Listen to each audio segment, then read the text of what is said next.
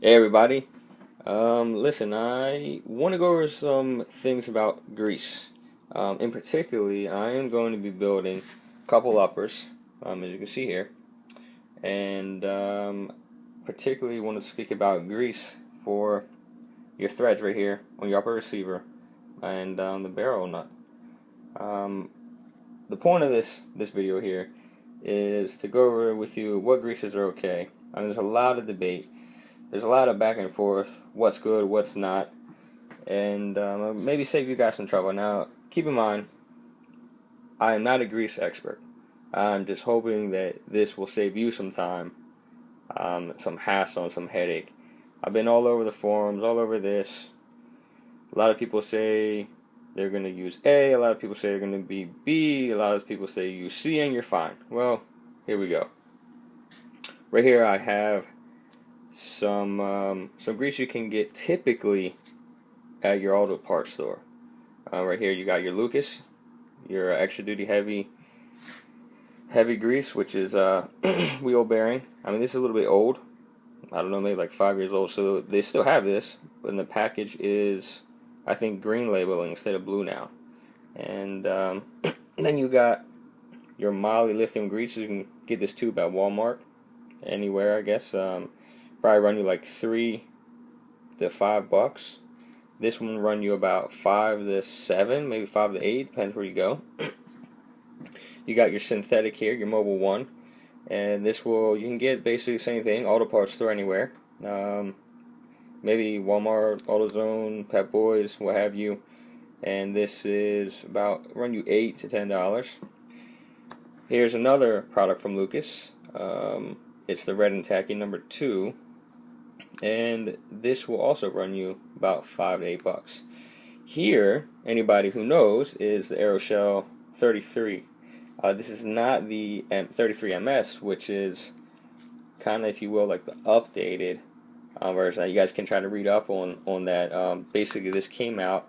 There was a small problem, not nothing bad. That just the I believe the military had a small issue that they wanted something just even better. So then they partnered. Was it Shell and another company, I forget the other company, and they partnered together, and then they made the 33 MS. Alright, next we have here is Outers. This is their choke, tube, and gun grease.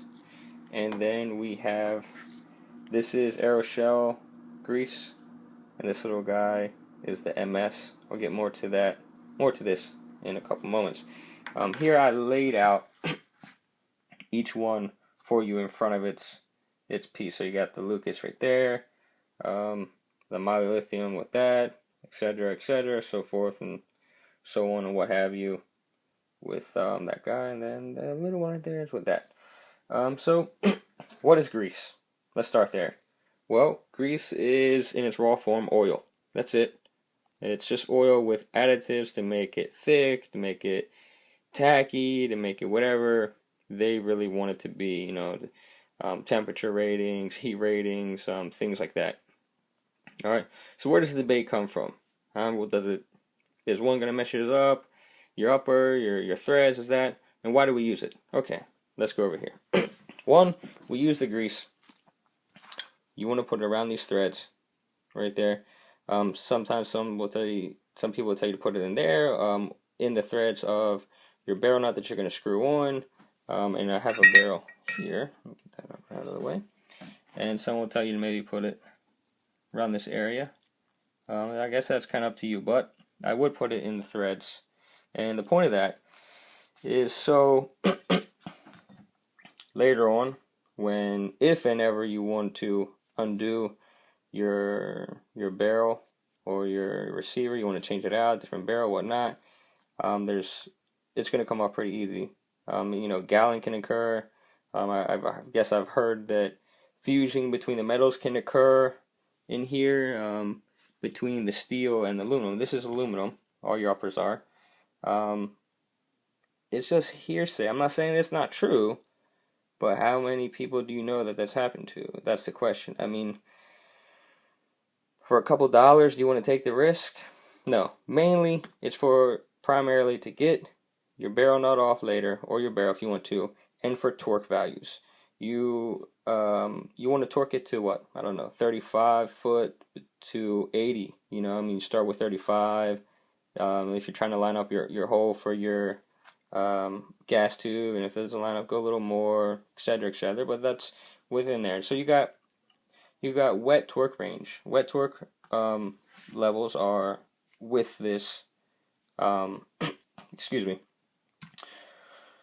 With this greased up. So if something says, "Hey, we recommend 40 foot-pound," that's a wet torque level. I mean, dry, it's gonna change the torque levels all around. I don't know if it's gonna go up or down. I don't really know. I don't torque things dry, so I always torque them wet. So that's one thing right there. Then you get into this debate of certain greases screwing up the aluminum, because when you put aluminum to steel, some type of chemical reaction, I forget what it's called, similis, dissimilis, something, a part like that can occur. And that's where we get to that part. You know, has it ever happened? I don't know. I saw a picture floating around one time, but there's no proof that happened. And the piece was just broken in half. I mean, it didn't tell you how, it didn't look deteriorated. There was just a picture of the upper and the hand guard, just one hand and one hand, and that's it. I mean, maybe it happened, maybe it didn't, I don't know. I mean, that was a military rifle, meaning someone in the military, in the unit, that happened to it, and maybe it did. Let's pretend that it did. That rifle probably saw so many rounds and abuse and getting dropped, fell on, whatnot. I mean, that probably has something to do with it too. Who knows? I don't know. Now, they go and say about this grease. Well, some people say, hey, use this automotive moly right here. High temperature wheel bearing grease, you're good to go. Some people have been doing it for 20 years. Never had a problem. Other people say, hey, what the hell are you doing? Why would you do that? Put what you're supposed to be on. Let's get one thing clear. The Aeroshell 33 is good to go. It's 100%. Everybody who knows, knows. Whether it's the MS or the 33. That's what the military calls for. You go that route, you're never going to be sorry. Hands down, there it is. But this stuff doesn't sell in every auto parts store or every Walmart. In fact, they don't sell it at all. You got to find it online. If you're lucky, you'll find it in a tube like this. And this will run you, I don't know, there's, I think, Pilot Spots, Parks Geek, something like that. You might get lucky on sale and catch a deal for like $16, $17. But on average, it's going to cost you $20 to $30 for this. Then the other argument is some people say, hey, I'm going to go and use what's cheap. The moly lithium, $3 for that. Other people's debate is, hey, you spend $200 on your rifle for a handguard, or $30 for this, $30. Why not just spend the $30 for the Aeroshell? That's a valid point. I get it. I understand. But in those people's defense, not everybody can get a hold of this. Maybe you want to put that shit together right now. Maybe you don't want to wait. Hell, maybe you're just being cheap. But here's the thing. Do we really know? I mean, we're not grease experts, right? I don't know. Do you know? I mean, maybe this is just as good as this, but we don't know the ingredients. So let's get to that. Again, grease is just oil. Alright, they take it, they add these polymers and these molys and these lithiums, and they make it the consistency that they want, and the rating for what they want it, At the end of the day, I guarantee you that any of these products here, any of them, will work just fine. Some of them have graphite, not these. This red and tacky is a synthetic with some moly. It's red. Let's try it. I don't know if you can get these consistencies here. Try to go over them. Shed some light on the issue here. Wow.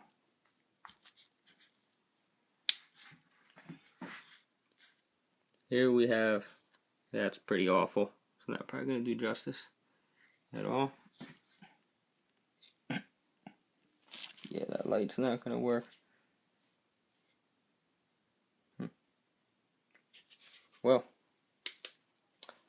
the idea didn't work. But before we get back into the ingredients, I do want to say something. We'll get back to this. For those of you who are looking, this little guy, I think, cost you $2 or $3. It's like 1 ounce, 2 ounce. The website you can get this from is Umbrella Corporation.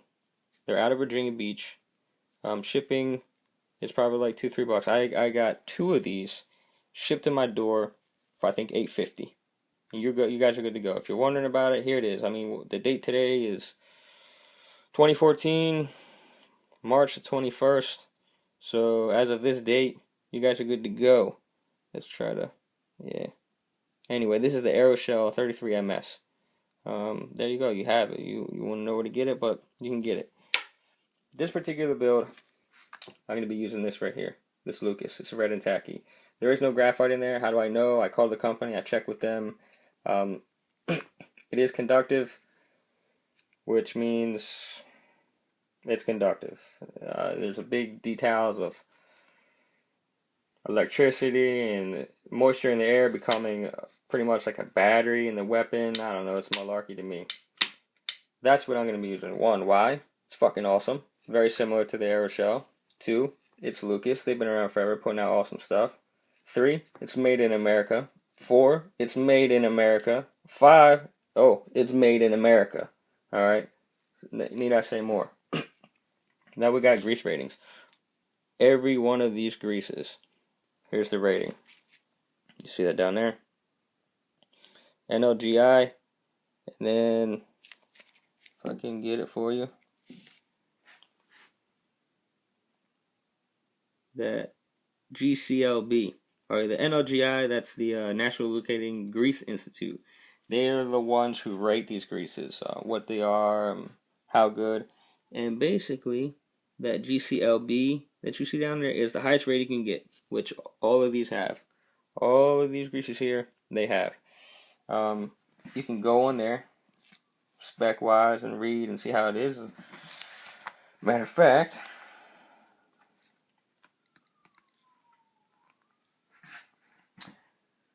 the website is right here. Looks like the NLGI.com.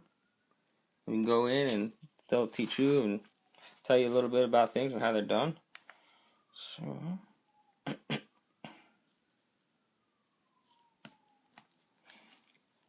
now let's talk about the Aeroshell.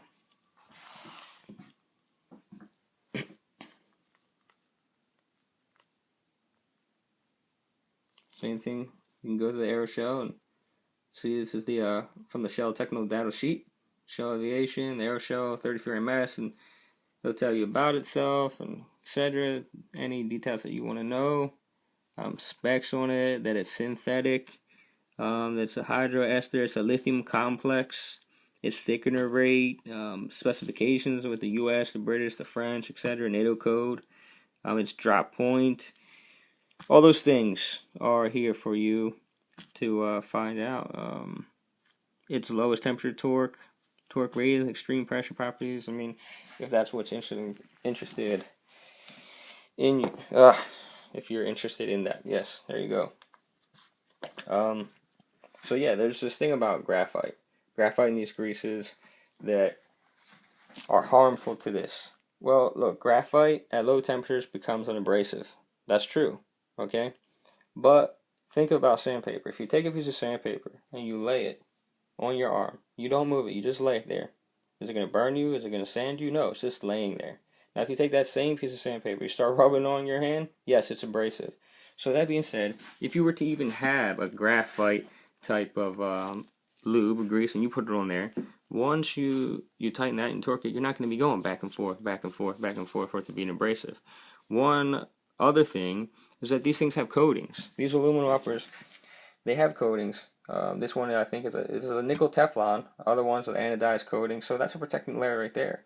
A lot of these barrels have nickel boron on them as well. So that's a protective coating. So is it likely? No. Is it possible that the graphite and certain things and the mixture and the temperature? Yeah, sure. I'm not going to rule it out. All right. But it's very highly unlikely. So hell, if you just can't find the Aeroshell and you're worried about the price, use one of those. Any one of these. And you're good to go. I mean, I know that wasn't really too informative. If you got any questions, please drop a comment, ask. I'll try to get back with you as soon as I can. And